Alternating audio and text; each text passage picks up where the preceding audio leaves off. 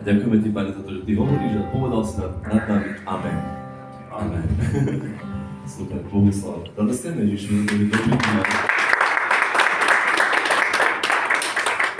A že je veľmi dôležité, čo nad nami je povedané, a že čo aj my hovoríme, ale čo nad nami takto povedal.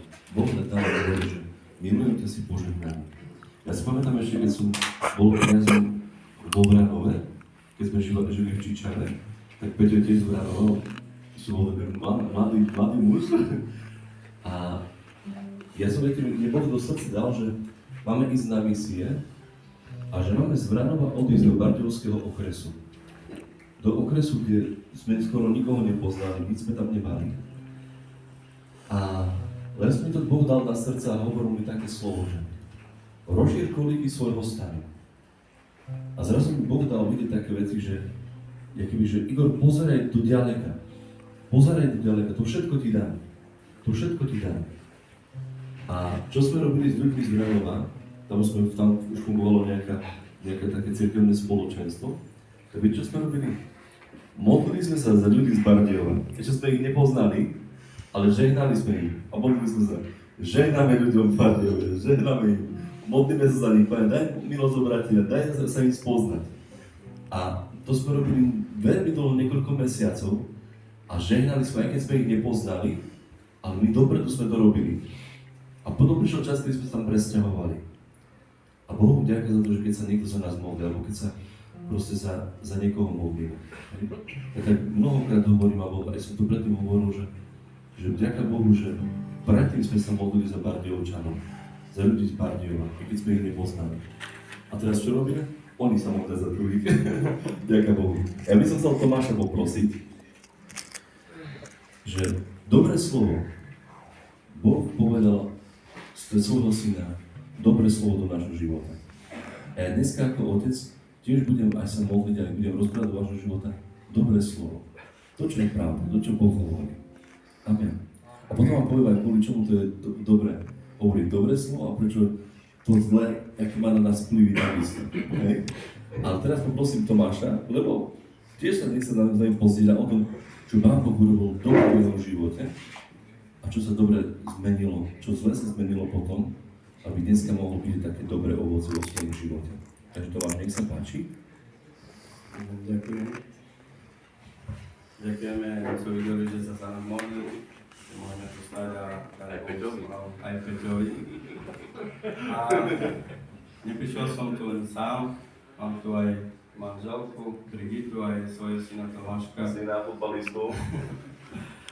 A chcel by som sa s vami tak podeliť o svoje svedectvo, ako som odpustil svojmu otcovi. Vidím tu veľa otcov aj synov tam vzadu, že som na správnom mieste a chcem sa s vami tak podeliť, že keď som bol malý, nepoznal som svojho otca, lebo som s ním ani nevyrastal, ale potom, jak som dospel k tomu, jak som bol trošku väčší, tak už mi povedali, že to je môj otec a vždy som sa na neho hneval, že ma opustil a že mi neprejavoval tú otcovskú lásku. A potom som žil v tom neodpustení dlhé roky, až potom, jak cez manželku som sa obrátil, ako Boh mi dal milosť obratenia a prišiel som k Bohu, začal som sa modliť a hovoriť Bohu, tak hovorila Nikola, že tie veci, ktoré ma ťažili vo svojom srdci, som začal predkladať Bohu a hovoril som o tom, že mi chýba otec, že potrebujem aj otca, že potrebujem to pohľadenie otca. A pri jednom seminári sa volal Otcovie srdce a tam som počul Boží hlas, že nielen hovorí o tom, že potrebujem, ale že potrebujem aj začať tie kroky k tomu odpusteniu. A Boh ma tak pozýval k tomu, aby som začal odpúšťať svojmu otcovi a žehnať mu, modliť sa za neho.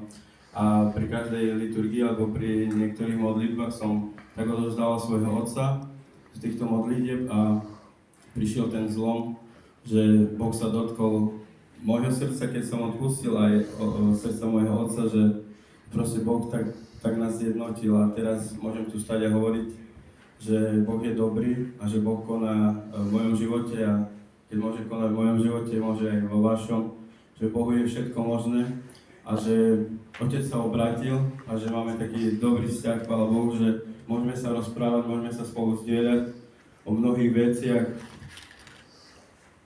A chcem vás tomu tak poprosiť, ak tiež máte niečo také na svojom srdci, čo potrebujete odovzdať alebo odpustiť, choďte za Ježišom, lebo On je tým liekom. Ja sme tu čítali, že me paťav tuke, ďal, bo me tu, nepal tu te ďal, bo me tuke paťav, že ja za Tebou idem, lebo Ti verím. A tak som prichádzal k Otcovi, Ježišovi, lebo som mu veril v tom, že On má moc to upraviť. Bo 30 rokov som žil v tom, že nepoznal a som prežíval tie neodpustenia, ale Boh prišiel do tejto situácie. A keď mohol prísť do mojej situácie, môže prísť aj k vašim, lebo Boh je dobrý. Lebo Bohu na každom jednom záleží. V akej situácii sa nachádzate, Boh je tu pre teba, aj pre mňa. Boh je tu pre každého rovnako. A Boh ti hovorí, že si môj milovaný syn, milovaná dcera. A ja ti žehnám, aby tak si spoznal Ježiša, aby Boh prišiel a uzdravil tvoje srdce. Aby Boh prišiel a hovoril ti, že si milovaný. Že nezáleží na tom, čo si niekedy urobila. Ale ja som tu pre teba. Amen.